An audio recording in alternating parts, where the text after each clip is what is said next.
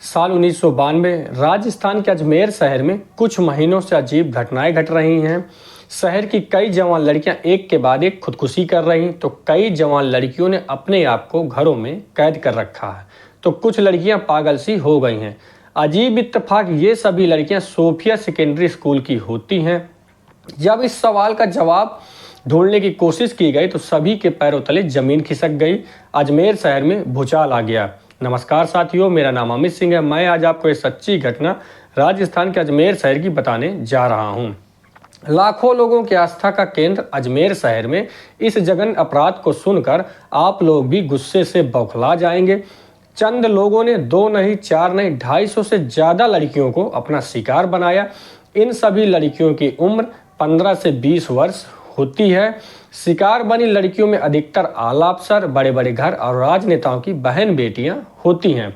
इस सिलसिले की शुरुआत कहां से हुई और इस घटना को किसने अंजाम दिया, आइए हम सभी विस्तार पूर्वक जानते हैं। इस खेल की शुरुआत 1990 में हुई। इस खेल को शुरू करने वाले अजमेर शहर के सबसे अमीर और सबसे बड़े घरानों में गिने जाने वाले चिश्ती परिवार के कुछ लड़के फारूक चिश्ती, जो उस समय कांग्रेस के युवा मोर्चा जिला अध्यक्ष था, नफीस चिश्ती, जो कांग्रेस का युवा मोर्चा जिला उपाध्यक्ष था, ने शुरू किया। यह वही चिश्ती परिवार है जो लाखों लोगों की आस्था का केंद्र दरगाह शरीफ की देखभाल करता था। उस जमाने में चिश्ती परिवार का रसूख किसी सेलिब्रिटी से कम नहीं होता।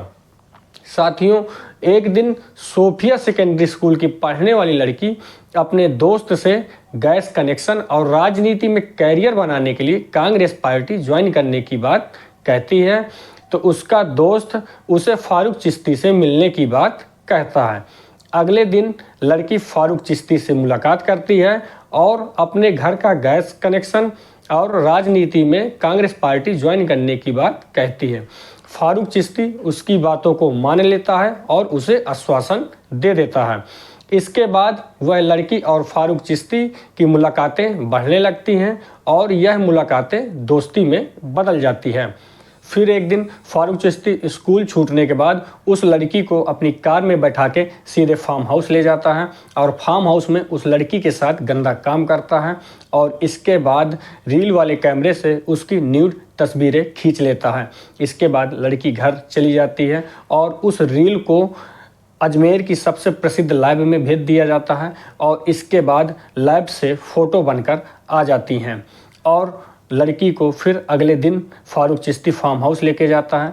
इस बार उस लड़की को उसकी न्यूड तस्वीरें दिखाई जाती हैं, जिससे वह लड़की बहुत परेशान हो जाती है और फारूक चिश्ती उस लड़की पे दबाव बनाता है, अगर तुम अगले दिन अपनी एक सहेली को यहाँ फार्म हाउस लेके नहीं आओगी तो इस तस्वीरों को मैं अजमेर शहर में बांट दूंगा। लड़की बहुत डर जाती है और अगले दिन लड़की अपनी एक सहेली को लेके फार्म हाउस पहुँच जाती है।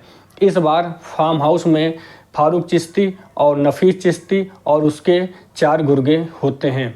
ये सभी 6 लोग दोनों लड़कियों का बारी बारी से बलात्कार करते हैं और इसके बाद दूसरी वाली लड़की की भी फ़ोटो खींच ली जाती हैं और इसके बाद वो फ़ोटो को भी लैब में भेजा जाता है और लैब से फ़ोटो बन के आ जाती हैं।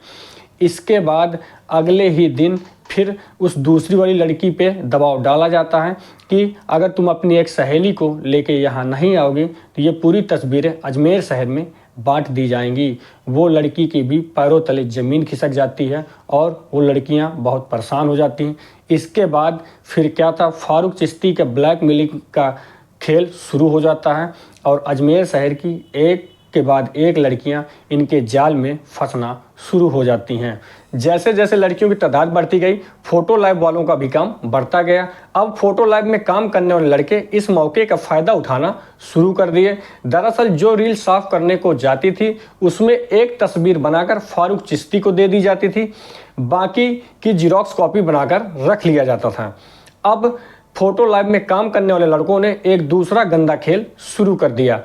अब पुरानी सी पुरानी तस्वीरों को निकालकर वो पीड़ित लड़कियों से मिलने लगे और इसके बाद उन लड़कियों को ब्लैकमेल करना शुरू कर दिया।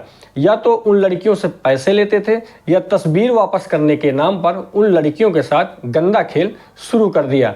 फोटो लाइव वालों की तो दरिंदगी इस कदर बढ़ गई कि वो तस्वीरों को बेचना शुरू कर दिया। जो तस्वीरें खरीदता था अब वो भी लड़कियों से कांटेक्ट करने लगे और इसके बाद वो लोग भी लड़कियों को ब्लैकमेल करना शुरू कर दिया।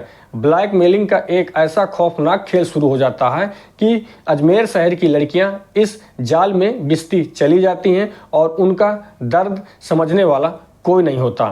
फिर एक दिन अचानक फोटो लाइव में ही काम करने वाला पुरुषोत्तम अपने दोस्त देवेंद्र जैन को ये सारी तस्वीरें उसको दिखाता है, तो देवेंद्र जैन और कई सारी तस्वीरें उस पुरुषोत्तम से कलेक्ट करके वह सीधे दैनिक नवज्योति के संपादक दीनबंधु चौधरी साहब को देते हैं और चौधरी साहब इन तस्वीरों को देखकर दंग रह जाते हैं और उनके पैरों तले जमीन खिसक जाती है। ये इसकी शिकायत पुलिस में करते हैं लेकिन पुलिस कोई कार्रवाई नहीं करती। इसके बाद चौधरी साहब 22 अप्रैल 1992 को पहली बार इस घटना को अपने अखबार में प्रकाशित करते हैं। इसके बाद भी किसी के कानों में जू तक नहीं रेंगती। फिर भी चौधरी साहब हिम्मत नहीं हारते हैं। वो अब 15 मई 1992 को आरोपियों की फोटो सहित इस घटना को अपने अखबार में प्रकाशित करते हैं, जिसके बाद अजमेर शहर में भूचाल आ जाता है। अजमेर शहर की जनता आक्रोशित हो जाती है और अजमेर शहर की जनता सड़कों पर उतर आती है। उस समय के मुख्यमंत्री भैरव सिंह शेखावत इस केस को सीबीआई को सौंप देते हैं और सीबीआई इस केस की जांच पड़ताल शुरू कर देती है। इसके बाद आरोपियों को गिरफ्तार किया जाता है और कोर्ट के माध्यम से इनको सजा दी जाती है। साथियों, इस कहानी सुनाने का उद्देश्य आप लोगों को सचेत, सतर्क और सावधान करने का है। नमस्कार साथियों।